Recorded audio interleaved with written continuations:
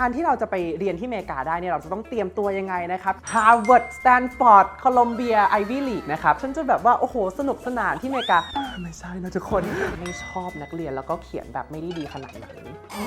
ที่แบบทุกคนต้องจ่ายเท่ากันหมดนะคือสวัสดีครับเพื่อนๆทุกคนกลับมาอีกครั้งกับคลิกหลังคลาสนะครับวิดีโอที่จะพาเพื่อนๆทุกคนเนี่ยไปเรียนรู้สิ่งใหม่ๆนอกห้องเรียนส่วนผสมสกินแคร์กันนะครับวันนี้เนี่ยตามคำเรียกร้องเลยนะครับเพื่อนๆทุกคนรีเควสเข้ามาเยอะมากเลยว่าอยากให้อิงพูดหน่อยว่าการที่เราจะไปเรียนที่อเมริกาได้เนี่ยเราจะต้องเตรียมตัวยังไงนะครับค่าใช้จ่ายเท่าไหร่ต้องเรียนคอร์สอะไรบ้างฝึกภาษาอังกฤษยังไงนะครับส่วนตัวนี้อย่างที่เพื่อนๆหลายๆคนอาจจะทราบกันแล้วนะครับอิงก็เป็นคนที่เรียนในโรงเรียนอินเตอร์มาทั้งชีวิตนะครับรู้อยู่แล้วว่าจะไปเรียนต่อที่อเมริกานะครับมันเป็นการตัดสินใจที่รู้ตั้งแต่เด็กเลยแล้วก็เตรียมแผนวางแผนชีวิตทั้งหมดเนี่ยเพื่อที่จะได้ไปเรียนมหาลัยที่อเมริกาแล้วก็อยากที่จะไปเรียนมหาลัยท็อปด้วยนะครับเพราะฉะนั้นเนี่ยมันก็จะต้องมีการเตรียมตัวค่อนข้างเยอะเลยแต่เดี๋ยววันนี้อิงจะมาอธิบายให้ฟังแล้วกันว่าขั้นตอนมันเป็นยังไงนะครับไม่ว่าคุณจะอยากเข้ามหาลัยท็อปหรือว่ามหาลัยกลางๆนะครับว่ามันจะต้องเตรียมตัวยังไงกันแน่เนาะคือถ้าเกิดอยากที่จะไปมหาลัยที่แบบท็อปเลยจริงๆแบบท็อป5ท็อป10ท็อป20ของอเมริกาเนี่ยคิดว่าควรที่จะรู้ตัวอย่างน้อยๆประมาณช่วงม.3 หรือว่าขึ้นไฮสคูลขึ้นเกรด9นะครับน่าจะเป็นช่วงเวลาที่กำลังดีที่จะแบบเตรียมแผนชีวิตได้ว่าเราจะต้องเทคคอร์สอะไรเพื่อที่จะพาเราไปถึงจุดนั้นให้ได้นะครับสำหรับคอร์สเรียนเนี่ยต้องอธิบายว่าตอนขึ้นไฮสคูลหรือว่าขึ้นเกรด9ปุ๊บเนี่ยที่โรงเรียนเขาก็จะให้เราไปพบกับคาวน์เซลเลอร์นะครับคาวน์เซลเลอร์ก็คือคนที่จะคอยแนะแนวเราตลอดทั้ง4ปีเข้าใจว่าหลายๆคนเนี่ยก็อาจจะยังไม่ค่อยรู้หรอกว่าตัวเองชอบเรียนอะไรหรือว่าชอบสายไหนอยากจะทำอะไรในชีวิตนี้นะครับตั้งแต่ตอนม.3 เราก็ยังค่อนข้างเด็กเนอะซึ่งมันก็มีเคสนี้อยู่เยอะแหละคนส่วนใหญ่ก็ไม่รู้นะครับว่าเขาอยากเรียนอะไรก็คุยกับคาวน์เซลเลอร์ไว้ก่อนว่าเราแค่สนใจอะไรเราชอบแพชชั่นแบบไหนเขาจะได้เลือกคอร์สได้ถูกนะครับคืออาจจะไม่ใช่คอร์สที่แบบว่าโหเราเลือกแล้วเลือกเลยจะต้องเรียนสิ่งนี้ไปเรื่อยๆทุกปีมันก็จะมีการทบทวนอยู่เรื่อยๆว่าสรุปเรามาถูกทางหรือยังหรือถ้าไม่ถูกเราจะปรับเปลี่ยนยังไงหรือจริงๆก็เริ่มตั้งแต่แบบช่วงเกรด10แล้วด้วยซ้ำแหละจะต้องลงลึกแล้วว่าเราอยากที่จะเทคคอร์สอะไรเพราะมันจะมีคอร์สที่เรียกว่า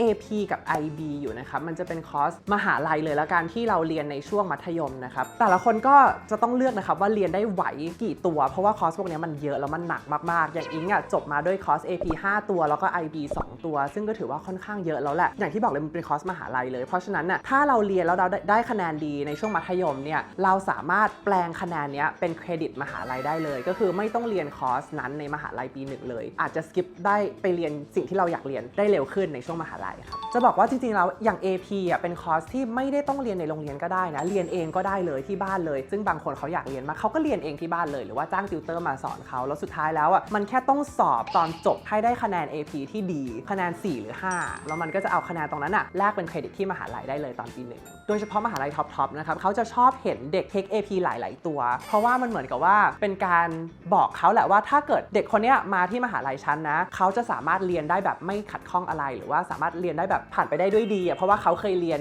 ระดับความยากนี้มาในช่วงมัธยมแล้วนะครับเขาก็จะ prioritize หรือว่ารับเด็กที่เรียน AP หรือว่า IB เยอะๆไว้ก่อน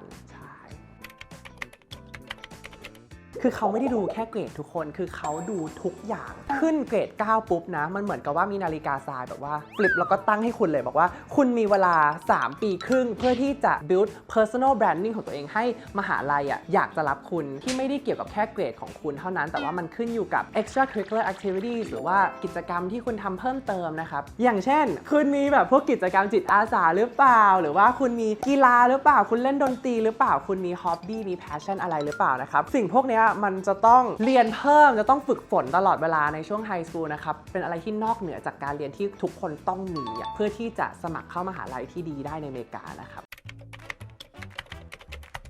คือมันจะมีหลายๆมหาลัยแหละมหาลัยบางที่ยูก็สามารถ apply เข้าไปได้ก่อนโดยที่ยังไม่ต้องรู้ว่ายูอยากเรียนอะไรยังไม่ต้อง declare major แต่ว่าถ้าเกิดรู้เร็วมันก็จะดีเพราะว่าเราก็จะได้เข้าไปในสายที่เราชอบแบบเร็วๆนะครับอย่างอิงเองตอนแรกสมัครไปที่นิวยอร์กก่อนนะครับสมัครไปเป็นคณะแบบกลางๆทั่วไปนะครับไปเรียนดนตรีไปเรียนอีคอนเรียนหลายๆอย่างนะครับแต่ว่าสุดท้ายแล้วก็รู้แล้วว่าไม่ใช่แนวแล้วก็เลยย้ายซิ่วไปอีกที่หนึ่งนะครับที่ LA ก็จะเรียนแต่บริหารธุรกิจอย่างเดียวเลยแต่ว่าถ้าใครรู้เร็วมันก็จะดีจะได้ไม่ต้องแบบว่าลองผิดลองถูก ถูกนะครับคืออเมริกามีมหาลัย 3,000 กว่าที่อ่ะในการเลือกมหาลัยนะมันต้องศึกษาให้ดีนะครับว่ามหาลัยนั้นออฟเฟอร์อะไรบ้างคณะไหนที่เขาแบบชูโรงของเขานะครับที่สำคัญอีกอย่างหนึ่งนะคือเมืองที่มหาลัยนั้นอยู่อ่ะมันเป็นเมืองที่เราแบบเห็นตัวเองไปอยู่ที่นั่นหรือเปล่าอเมริกาเป็นประเทศที่ใหญ่มากเลยนะทุกคนแล้วแต่ละเมืองมันไม่ใช่ว่าแบบโอ้ฉันไปยังไงก็อเมริกาฉันจะแบบว่าโอ้โหสนุกสนานที่อเมริกาไม่ใช่นะทุกคนบางเมืองมันแบบมันเงียบมากๆเลยนะครับมหาลัยแรกทิ้งไปโรเชสเตอร์นะครับอยู่ที่ upstate นิวยอร์กคือตอนแรกอ่ะอิงก็นึกว่าอ๋อนิวยอร์กฉันได้โอ้ฉันติดมหาลัยที่นิวยอร์กไม่ใช่เลยทุกคนมันขับรถออกไปจากตัวเมืองนิวยอร์กอ่ะประมาณ6 ชั่วโมง จริงๆเป็นหนึ่งในเหตุผลหลักที่ย้ายไป LA นะครับไปที่ USC แทนนะครับเพราะว่ารู้สึกว่าเมืองมันไม่ฟิตกับ character หรือ personality ของเราเลยอะซึ่งอันนี้เป็นอะไรที่สำคัญมากเลยนะในการเลือกมหาลัยอะเราไม่ได้ดูแค่ว่าเราอยากเรียนอะไรหรือว่าคณะไหนของมหาลัยไหนเด่นในสิ่งที่เราต้องการเราต้องดูด้วยว่า location ของเขาเรารับได้ไหมถ้าให้แนะนำนะลองเสิร์ชพวก list พวกนี้ก็ได้ครับเว็บไซต์มันจะมีเยอะมากเลยพี่เข้าไปดูได้แบบมันจะมีพวก ranking คณะแต่ละอันนะครับหรือว่าบางอันมันก็จะเป็น service เป็นเว็บไซต์ที่เราต้องเสียตังค์เหมือนกันแล้วเขาก็จะมีข้อมูลเชิงลึกให้เราเลยว่าค่าเทอมเท่าไหร่เข้ายากน้อยแค่ไหนคะแนนสอบแต่ละอย่างต้องประมาณไหนถึงจะเข้าที่นี่ได้นะครับการฝึกภาษายากมากเลย มันเหมือนอิงฝึกภาษาไทยอะ คือจริงๆแล้วอ่ะหลายๆคนอาจจะชอบคิดว่าเราต้องภาษาอังกฤษแบบว่าโอ้โหเก่งที่สุดนะครับถึงจะสามารถเข้ามหาลัยที่อเมริกาได้ความจริงแล้วก็คือคุณแค่ต้องสอบให้ได้คะแนนดีเท่านั้นเองคือมันไม่ได้ทดสอบสกิลภาษาอังกฤษของคุณมันทดสอบสกิลการทำข้อสอบของคุณตั้งหากอันนี้สำคัญมากเลยนะคือถ้าทำข้อสอบเก่งถ้ารู้แนวข้อสอบอ่ะมันมีวิธีได้คะแนนดีโดยที่คุณไม่ต้องแบบว่าเป็นคนที่พูดภาษาอังกฤษเก่งเก็ทไหมข้อสอบหลักๆนะถ้าเกิดไปอเมริกานะครับก็จะต้องมี TOEFL ก่อนอย่างแรกนะครับ TOEFL คือแบบสอบการพูดมี reading ป่ะมี writing speaking ต่างๆนะครับก็ไม่ค่อยยากเท่าไหร่คือ TOEFL ปกติเขาจะดูแค่ว่าเราผ่านเกณฑ์หรือเปล่าก็ถือว่าโอเคแล้วคือเขาไม่ได้ดูหรอกว่าเราได้คะแนนสูงเท่าไหร่นะครับเขาแค่ดูว่าเราผ่านไม่ผ่านซึ่ง TOEFL เต็ม120ตอนนั้นนะอิงได้118 119เลย อันนั้นคือไม่ได้เตรียมคือเดินเข้าไปแล้วก็ทำเลย แต่ว่ามันจะมีพวกข้อสอบที่อย่างที่บอกที่ต้องเตรียมตัวทำข้อสอบให้เก่งก็คือ SAT หรือ ACT นะครับมันจะเป็นข้อสอบที่ใช้แทนกันได้อะบอกเลยว่ายากทั้งคู่เลย SAT ยากมากอิงคะแนนไม่ได้ดีขนาดนั้นนะขนาดอิงแบบเรียนพิเศษเพิ่มแล้วก็ยังไม่ได้เก่งขนาดนั้นแต่บอกเลยว่าบางคนอะภาษาอังกฤษไม่เก่งเลยแต่ว่าสอบได้คะแนนดีมากเพราะว่าทำข้อสอบเก่งซึ่งอันนี้เป็นอะไรที่คนไทยเก่งมากเลยนะจริงๆคนไทยแบบเรื่อง grammar เรื่องแบบว่าแบบว่าประโยคอย่างนี้อย่างงู้นอย่างนี้อะไรคือคนไทยเก่งมากอีกอย่างหนึ่งที่เขาดูคือเกรดของเราซึ่งอย่างที่บอกไปก็ถ้าอยากเข้ามหาลัยท็อปอะทุกคนมีเกรดที่ดีหมดทุกคน 4.0 หมดอะเราจะทำยังไงให้เราแตกต่างมันถึงต้องมีอย่างอื่นเข้ามาเสริมด้วยอย่างเช่นข้อสอบหรือว่ากิจกรรมเสริมนะครับแล้วมหาลัยอเมริกาท็อปนะเขาดูไปถึงขั้นว่าโรงเรียนเราปล่อยเกรดง่ายแค่ไหนคือถ้าเรา 4.0 แต่ว่าในชั้นเราอะมีอีก100คนที่ 3.5 ถึง 4.0 อะไรเงี้ยเขาก็จะดูแลโอเคแสดงว่าโรงเรียนเนี้ยแบบว่าอาจจะเกรดง่ายไปหรือเปล่าเขาถึงดูด้วยว่าเราเทคคอร์สอะไรเพราะว่าคอร์ส AP คอร์ส IB พวกนี้มันไม่ใช่ครูที่โรงเรียนที่เป็นคนเกรดนะครับคือเราต้องส่งข้อสอบของเราไปให้ที่อเมริกาเกรดคะแนนที่ได้มันจะค่อนข้างมาตรฐานกว่าจริงๆมันก็มีหลาย process อยู่นะครับมหาลัยในอเมริกาส่วนใหญ่เนี่ยจะใช้สิ่งที่เรียกว่า common application นะครับมันจะเป็นเหมือน portal ใหญ่รวบรวมมหาลัยทั้งหมดในอเมริกาอยู่ในนั้นแล้วก็กดเข้าไปดูในเว็บได้เลยว่าแต่ละมหาลัยต้องการ essay เรื่องอะไรบ้างต้องการให้เรายื่นอะไรบ้างนะครับแล้วมันก็จะมี essay รวมของ common application ด้วยที่ต้องทำไม่ว่าคุณจะส่งไปมหาลัยไหนก็ตามซึ่งเอเซ่พวกนี้เนี่ยมันก็จะเป็นเกี่ยวกับชีวิตของเรานะครับให้เราเล่าเรื่องราวอะไรเกี่ยวกับชีวิตของเรานี่แหละซึ่งพาร์ทนี้แหละเป็นพาร์ทที่สำคัญมากๆที่มันจะ define branding ของเรา define ตัวตนของเราให้กับ college admission representative ได้รู้จักเรามากขึ้นนะครับนอกเหนือจากเอเซ่ทุกอย่างมันเป็นตัวเลขหมดเลยอะตัวเลขข้อสอบตัวเลข GPA ต่างๆนะครับตรงที่เขียนเอเซ่เนี่ยเป็น opportunity ที่จะให้คนที่มหาลัยได้เห็นตัวตนของเราจริงๆแล้วก็มันก็จะมีมหาลัยบางที่เขาก็จะมี system ของเขาหรือว่าportal ของเขาเหมือนกันนะครับอย่างเช่นมหาลัยที่แคลิฟอร์เนียเนี่ยเขาก็จะใช้เป็น UC system หรือว่า University of California System เป็นระบบของเขาเองเลยนะครับก็จะเป็นอีก portal นึง essay ก็จะเป็นอีกแบบนึงนะครับแต่ว่า process ก็จะคล้ายๆกันก็คือยื่นเอกสารต่างๆเข้าไปพร้อมเขียน essay นะครับอีกอย่างหนึ่งที่สำคัญมากคือ letter of recommendation นะครับคือจดหมายรับรองจากใครสักคนอาจจะเป็นอาจารย์ของเราอาจจะเป็น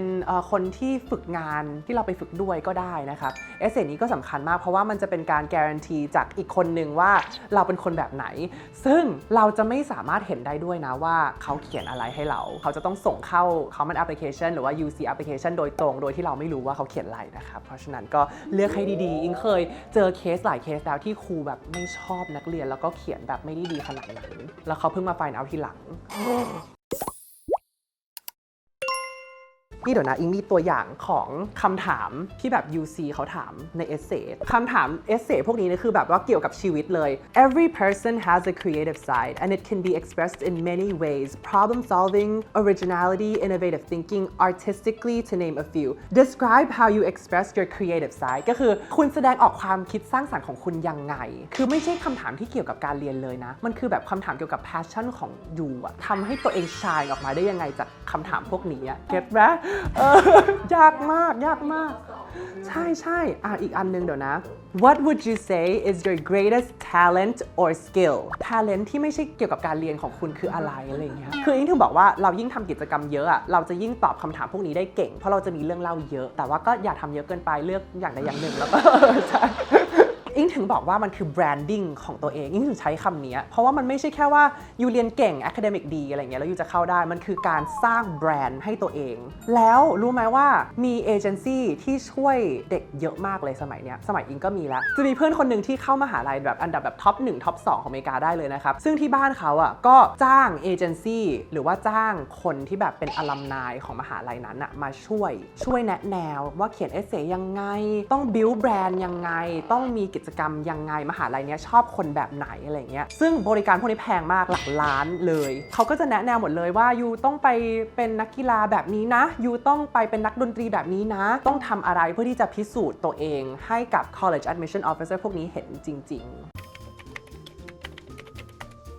ๆถ้าจำไม่ผิดนะเพราะว่าตอนนี้ก็คือมีอายุแล้วต้องนึกย้อนกลับไปนะครับ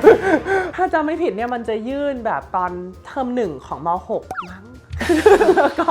แล้วก็รอผลประมาณ 4-5 เดือนนะครับเราก็จะรู้ตอนเทอม2บางมหาลัยก็จะปล่อยผลเร็วหน่อยบางมหาลัยก็จะนานนิดนึงนะครับมหาลัยที่ไทยเข้าใจว่าถ้าเกิดไม่ติดครั้งแรกก็สามารถสมัครใหม่ได้ใช่ไหมครับ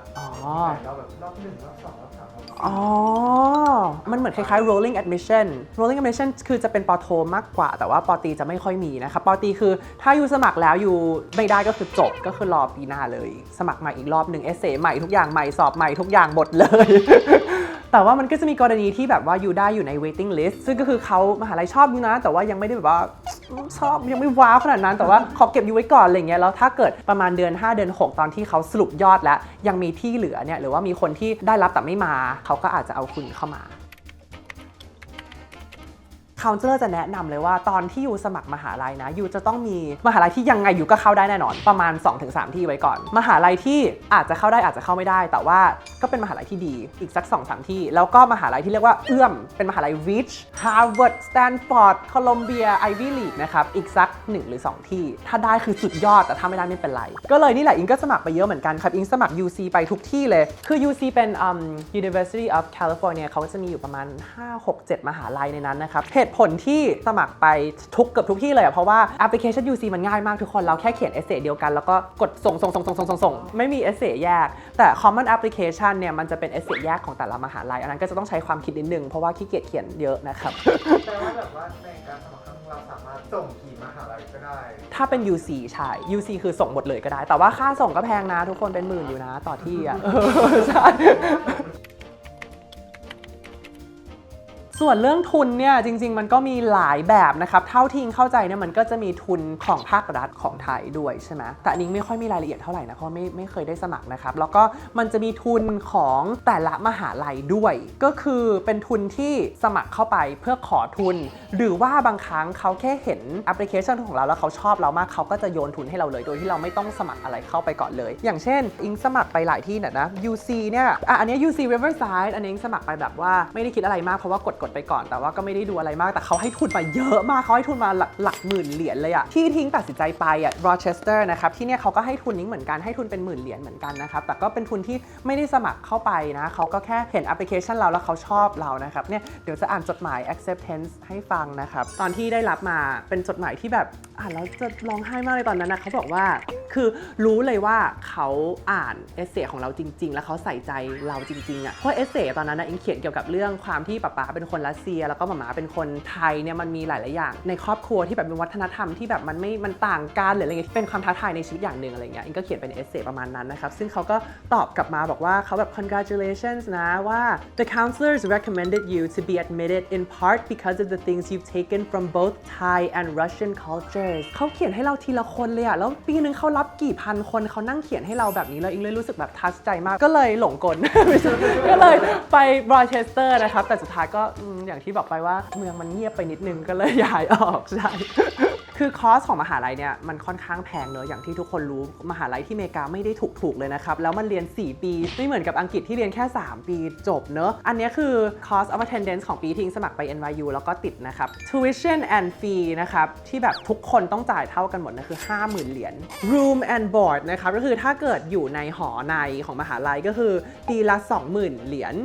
650,000 ประมาณนั้นนะครับแล้วก็มีค่าหนังสืออีก1,000 กว่าเหรียญ 1,500 เหรียญก็ 4-5 หมื่น บุ๊กหนังสืออะไรแพงขนาดนั้น